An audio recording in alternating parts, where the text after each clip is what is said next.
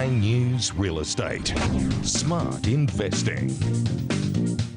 Hello and welcome to Smart Investing. I'm Chris Gray. On tonight's show, how can property investors get more money back in tax this financial year without actually spending any more money? How have these latest tax benefits changed, and does it make a difference if you buy brand new or second-hand property? And why is the real estate industry about to have a massive shake-up, and what will it look like soon? Well, joining us tonight is Brad Beer from BMT Tax Depreciation and Charles Tarby, Chairman and owner of Century 21 Australasia. Now, Brad, this is always the highest rating show that I ever have at this financial year, and we're talking about something exciting called tax depreciation. Now, it may sound like a stupid question on the highest rated show, but there's a lot of people that don't even know what tax depreciation is, do they? And they're missing out on money, free money. And there's not often free money around, is there? No, and that's maybe why it's so high rating. It's free money, right? Look, very simple. Depreciation, people understand depreciation with their car because they buy it, they drive it out, and obviously it becomes worth less money over time. If you use that car for business, you get to make a deduction for that. And if you've got an investment property, it's kind of similar. Your bricks and mortar, your carpets, your hot water service, things inside that property wear out over time like a car or decline in value. The tax office allows us to make a deduction for that loss in value or decline in value. What it means is a bit more cash for investors and some free money because it's a non-cash tax deduction. You don't pay for it like you do all these other expenses in relation to a property. It's just your stuff wearing out. So you get to make some deductions and get some more cash back. Now, Charles, I've just thought of another reason that quite often we have a separate debate about whether people should manage their own properties or manage it through a property manager. Again, is if you're insular, you don't know any other property investors, you're just looking after your own properties, you'd never hear of these other things, whereas that's got to be another advantage of going to a property manager because they're bound to have updates and make sure you're claiming everything you know. They do, and we have a strong working relationship with Brad, have had for years, and I particularly like this show this time of the year. Well, I'm glad because you're a star of it as well, Charles. But this time of the year because it's the only time that I get to be the same height as Brad as we're sitting down. A lot of people don't know. Brad is about 8 foot tall. I'm 5'4" and he's nearly 7 feet. And you can see more of my shoulders than you can of his right now. You'll have to squat him down so low. We have a strong working relationship with Brad and have done for, I guess, 15 plus years. And we're always informing our investors because Brad and his team are always informing us. So you're right, if you're not in that loop, you do miss out. And it's in Brad's interest to let us know, and therefore in our interest to help our landlords save money where they can. So, all working together. So, Brad, what's, I guess, some of the common items that people can depreciate, and maybe what are some of the unusual ones that they may not even think of? Look, people and even something done with the accountant will get things like, carpet or hot water service and blinds, but there's some other unusual things like garden sheds. Your garden shed is an item that you can claim some deductions for. There's this whole claim against the structure of the building that people sometimes don't understand, but your spa pumps, your pool pumps, and mechanical door closers. We go through, we find a lot of things that you could otherwise maybe miss, and make sure we get all of those, put some values on them and get some deductions for them. Now, Charles, how many agents, when it comes to selling property, I know they do it on brand new property, but second-hand, how many agents are actually that in the know that they might use that as a selling point on a newly renovated property? It's not an area of education that is often expressed to the industry on a regular basis, and there are certain properties that go beyond an age limit. And a lot of people don't realise there are certain properties you can claim on. So they only think it's new because they buy something new. But how many years can you go back? I mean, you can go back a significant amount. Well, what I'd usually try to say is, let's just keep it simple. Now, the age does impact on how much deductions you get based on a whole bunch of different factors, but it's not only the age. There's actually a whole bunch of factors on what's been spent on renovations, what someone's done to the property, and some of these changes that have come about. But the simple fact is we can get an idea easily through an estimate of how much deduction is available to a potential owner of an investment property without without actually worrying about the age. So I say the more important question is obviously, new gets more slightly, near new gets a fair bit. Don't worry about the age. Ask the specialist the question to see if there's going to be some deductions there, and we don't do it unless there is. What I was going to say was that you've probably had over many years people saying, "Oh, I didn't realise I could depreciate that property." And that has been probably the most common thing. We say, we come to tax time, you have the high rating show. And the fact is that I'm 20 years at BMT and I still, after all the education through the real estate industry and to property investors, every day have these, oh, what is that about? I didn't think I could claim on that. So and old property is one of those things that definitely there's some deductions there. It's just, you've got to ask the question. And you've still got a full head of hair. You haven't torn your hair out after 20 years of trying to deal with these people. No. Now, last year the government changed the rules, or there's a lot of talk about them changing the rules, and then they did. Do you want to tell the viewers exactly what has changed and what you can deduct now? Yeah, look, last year at federal budget they brought out a change to the way some things are claimed, and what that is, depreciation's got a couple of areas, and one of those is called plant and equipment, which is like your carpets and hot water services and stoves and blinds. Those things now in a second-hand property, if you bought after that date or exchanged contracts after the 9th of May, which was the federal budget last year, you can no longer claim deduction against those things. So you still get to claim on the structure of the building, and if it's new you get to claim, but they knocked out claims on those second-hand items.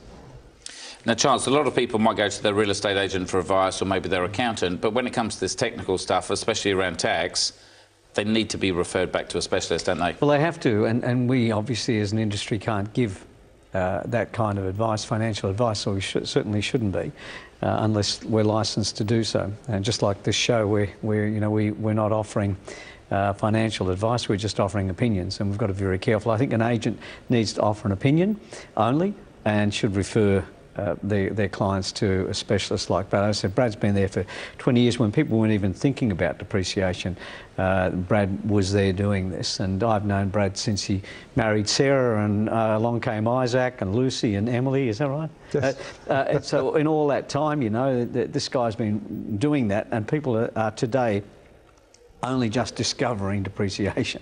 So if you and I say something, they shouldn't be suing us, they should be suing Brad. Is that what you're trying to say? Correct. Yeah. Thank you. And I think there's a disclaimer at the end of the show anyway that they probably shouldn't even sue you. So who are the main people that are affected by these changes? Look, buyers of a second-hand residential property after that date are the only ones that are affected. Now, the claims on the building make up a big percentage of the deductions anyway. So the average deductions have dropped slightly out of properties that we look at that are after that budget, but anyone who's bought after that budget night or exchanged contracts after that budget night is potentially affected by those changes. And what about brand new properties?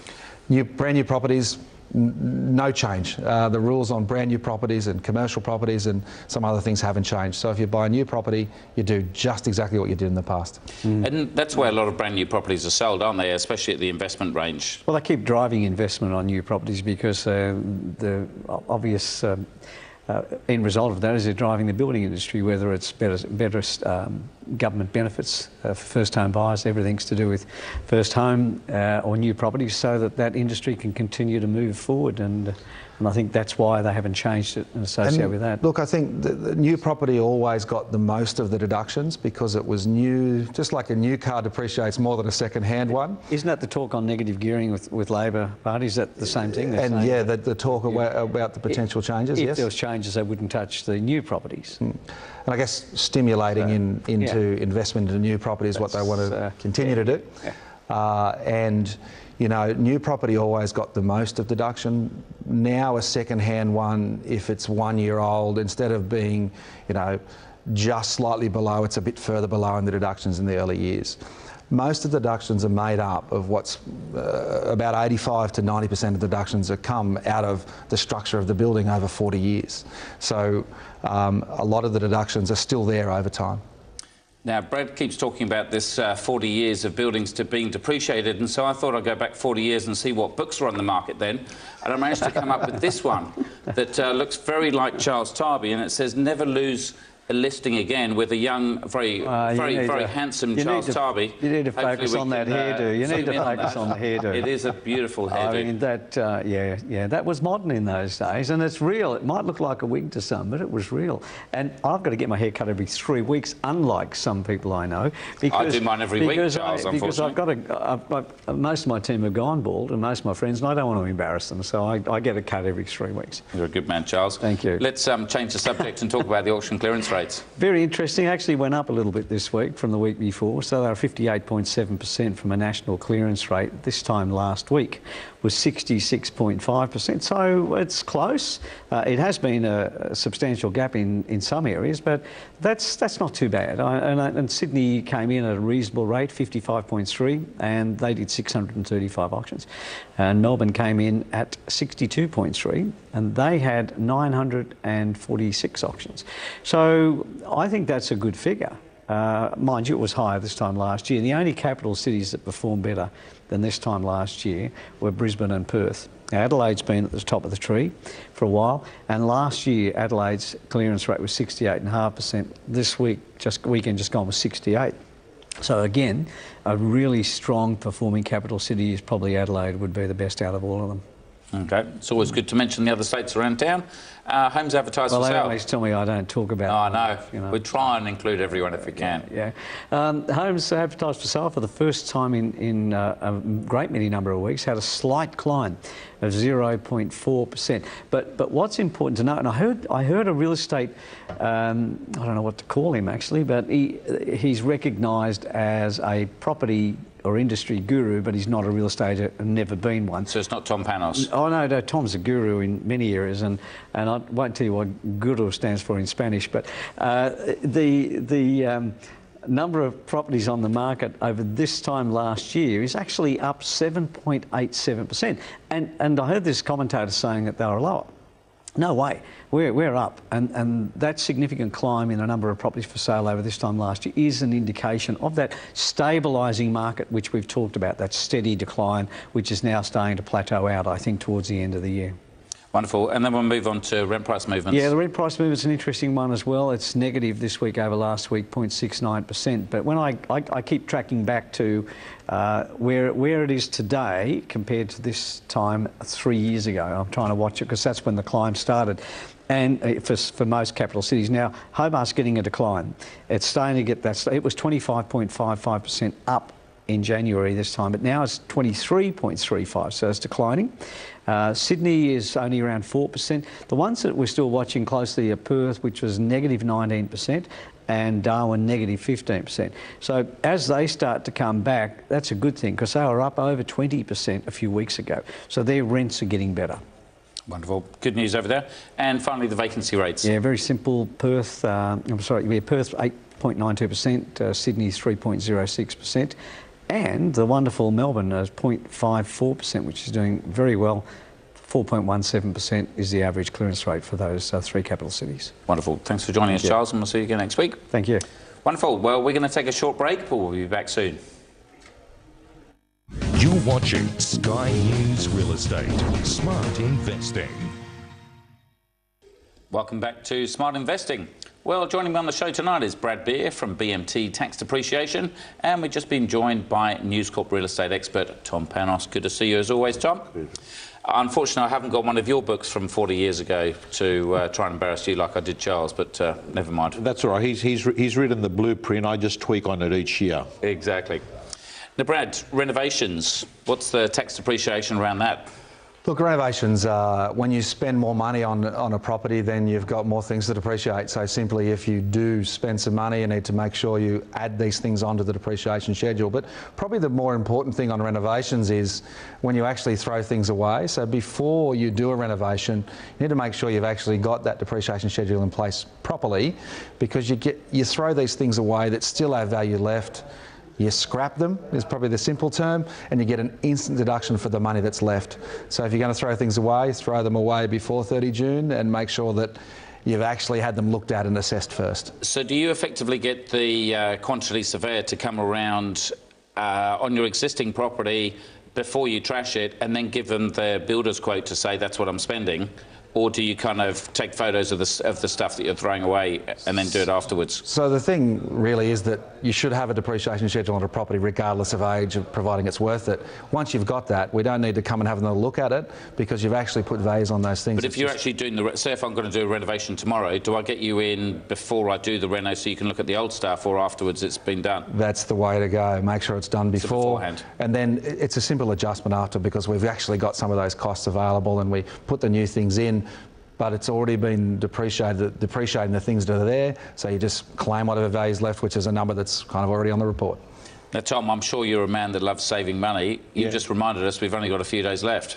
We do, and this show's been screened on a Monday night. Realistically, we've got 4 business days to actually run around, have interest prepaid, pay for any reports, and I've just been told off air that even though you don't get the actual survey done on the property before the 30th of June, if you've processed it. Is that correct? That's correct. So the fees are deductible for a depreciation schedule, and if you're going to buy one, you want to buy it and pay for it in June, because then that fee is deductible in June, as opposed to... So people should be begging you to pay early. Yes. And pay by credit card immediately. So yes, we take credit card payments, but normally you pay for the schedule before you get it anyway. But this is, don't just order it and then, the deductions you get for depreciation are still there regardless of when you actually buy the report. But you're about to do a tax return in July or August or September, and you'll buy a depreciation schedule then, or you should if you haven't got one. So if you buy it now, you get a deduction for our bill in this year instead of next year. Now, the other key point on that is that if you aren't doing it properly, like so many Australians aren't at the moment, which we run across all the time, you can actually back claim for up to 2 years pretty easily on your tax returns.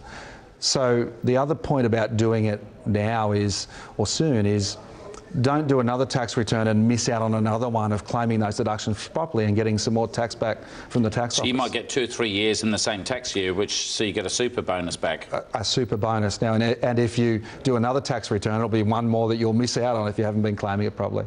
So maybe we should put a shout out to your auctioneering clients, and maybe your course, your educational that you do for your agents as well, is sign up with Tom's course before the 30th of June and collect it this year. You've just given me a great idea. We've got our sales strategy set for the next 48 hours now. Sounds good. What do these cost? Everyone's worried about cost all the time, so what do they cost? Oh, look, for a standard house or unit, $770 tax deductible, so you get some of that back. And the report, once it's done, is actually useful for the life of the property, so you don't have to buy another one next year. You can make some adjustments if you renovate very easily, but yeah, very simple one-off fee. Yeah. And Tom, I get these things all the time, and I'm sure you get it with your agents as well, is everyone's trying to say, oh yeah, but surely I can get it cheaper myself, I can do it myself.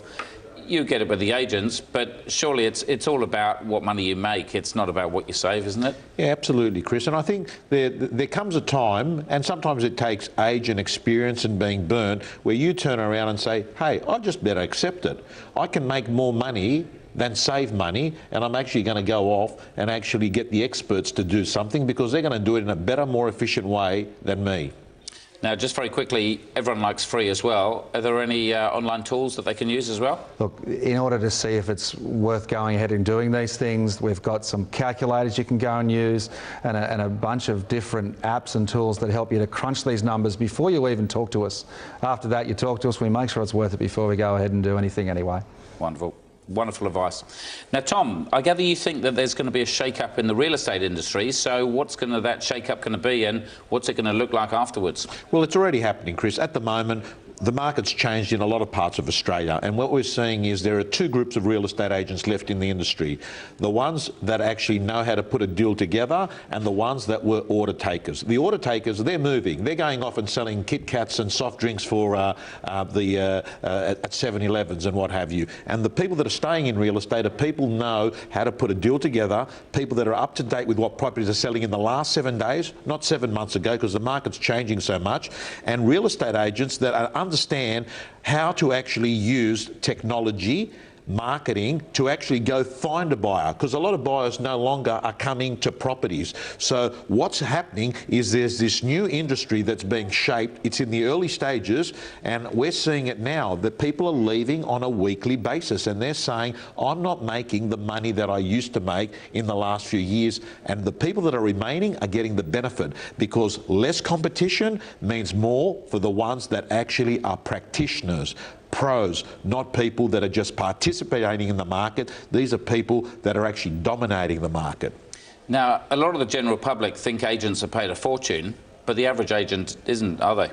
The average agent should is making less than $150,000 a year, most typically under $100,000 a year, and there's a large group of people that would be actually making $50,000 a year. Real estate's the highest paid hard work and it's the lowest paid easy work, and you can check it out on a group certificate every year. The group certificate does not lie. So Chris, there's a small group of people that are making over $1 million a year.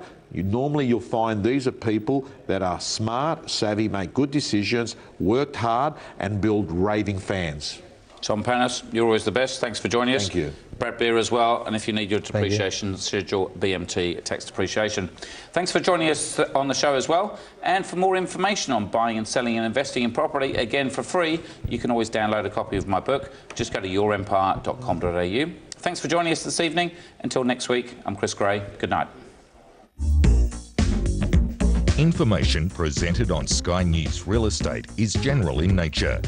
Viewers should seek their own professional advice before purchasing products or services. Sky News Real Estate may receive a fee for commercial arrangements with companies featured in this programming.